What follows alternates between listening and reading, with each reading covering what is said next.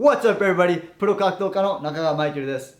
この動画はワークアウトに興味あるけどどうしていいかわからない人たちのための動画です。今日はなんとハワイのトッププロサーファーの友達に来てもらってます。日本も夏だから肌の露出が多くなってると思うんですよね。あれカメラがあれお疲れ様です。何どうした？好みのタイプ教えてもらっていいですか？俺の好みの女の子、ちょっとこっち行くから。やっぱ健康的に焼けてて、ヒップとお腹が引き締まってて、あとなんだろう、俺のことを考えてくれて、料理できて。まあでも彼女5年間いないんですよね。ありがとうございます。お疲れ。で、日本は今夏で、夏といえば海ですよね。海といえばビキニ。だからビキニボディ、最強のビキニボディを作るワークアウトを今日は紹介してもらいます。なので女性の方は必見です。でも男性の方たちも絶対楽しめると思います。サービスショット含めて。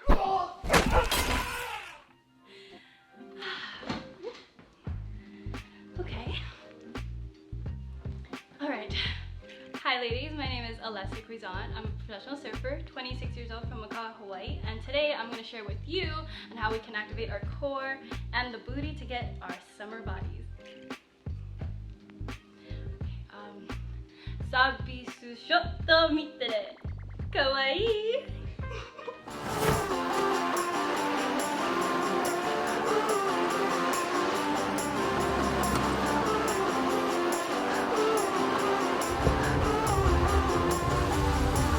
It's a small town jukebox rock and roll.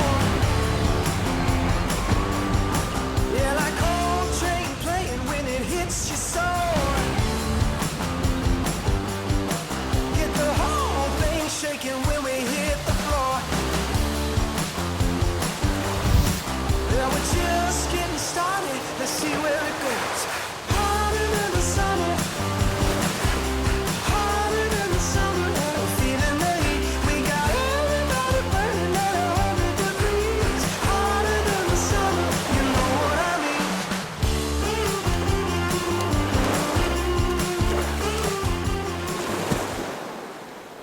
My hobbies. Yep. What I like to do outside of surfing is I like to go hiking, swimming, diving, you name it, anything outdoors. Tell me about your childhood. So growing up, I grew up in Makaha, and I don't even know where to really start. Grew up with two siblings at the time. My sister, she's 10 years older than me, so she moved out. But it was a really humble and fun childhood. I didn't grow up with everything, but my parents made sure that I had everything that I needed. What made you start surfing? So I started surfing because it's been passed down from generation to generation. My dad was really into it, and so was my grandpa, and we're water people. Growing up on the west side of Oahu, there's really not much to do.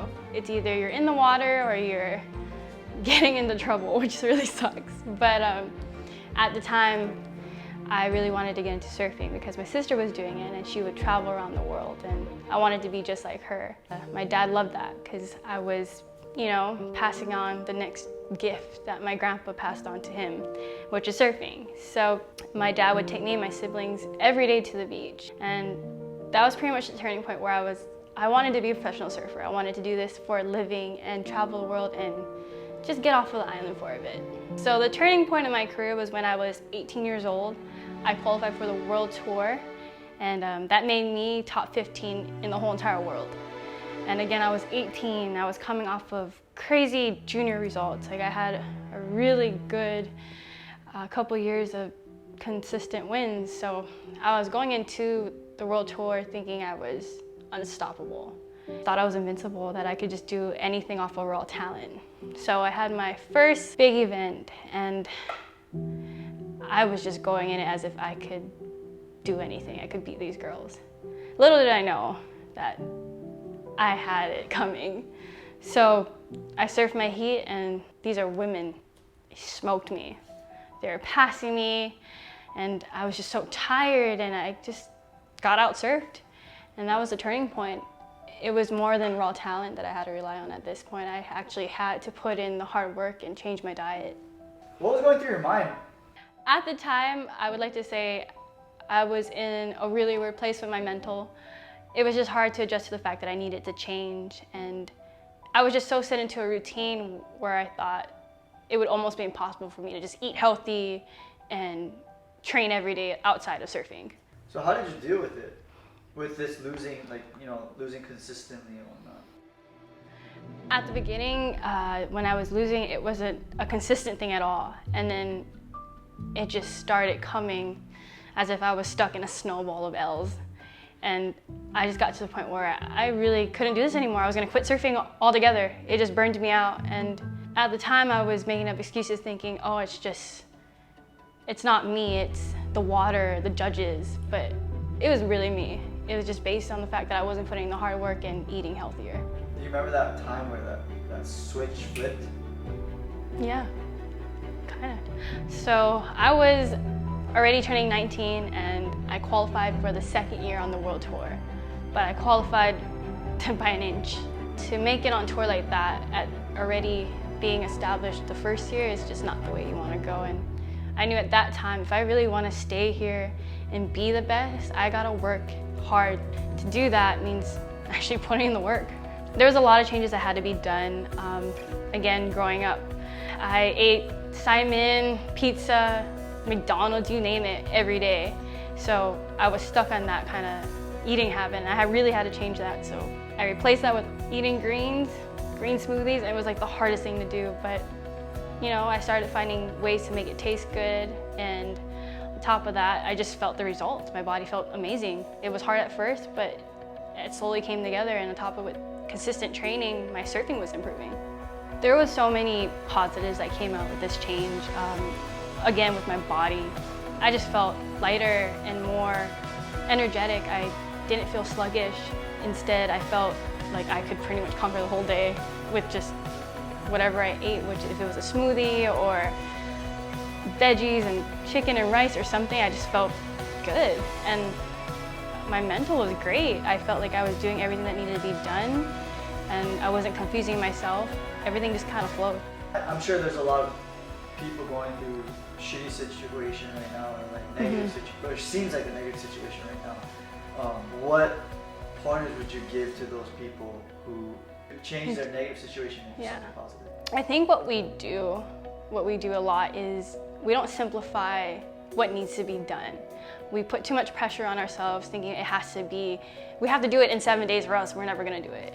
Honestly, it just takes time, and the more time you put into correcting yourself, the more beneficial it becomes for you. And it's patience. Like, nothing happens in one day, and it's never easy. So I think the best thing I can say is to never give up, because really you only have one mind, one body, one soul, you name it. And you know, we take advantage of our health.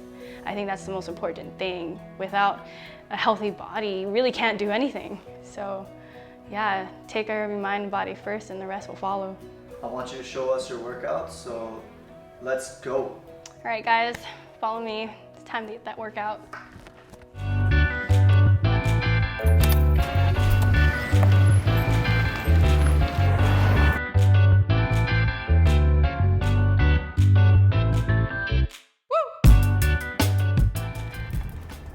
All right, guys, so now we're gonna go into the steps on how to do a simple squat. So at the beginning of your squat, you want to make sure that your knees, your legs, your whole body is parallel with your shoulders. Make sure you're not in a wide stance or a narrow stance, parallel with your shoulders. From there, you're going to dip in. As you're squatting, you want to make sure that your knees do not collapse in and they're not too wide out. So you also want to make sure that your knees don't go over your toes and that your back is straight. For these squats, you want to do 10 reps, 3 rounds. All right, let's hit it.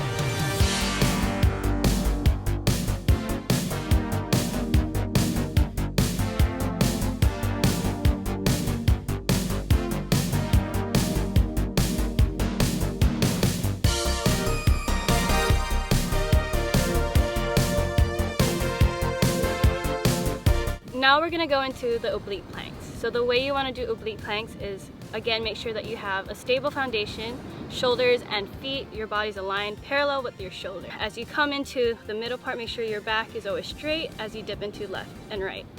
And for that one, we'll do about 30 seconds, 3 rounds. All right, let's hit it.